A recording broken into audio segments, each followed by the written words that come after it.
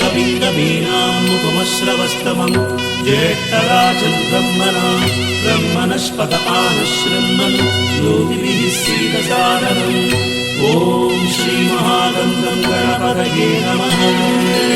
एकदन्तं महाकायं तप्तकाञ्चनसन्निभं लम्बोदरं विशालाक्षं वन्देऽहं गणनायकम्। एकदन्तं महाकायं तप्तकाञ्चनसन्निभं लम्बोदरं विशालाक्षं वन्देऽहं गणनायकम्।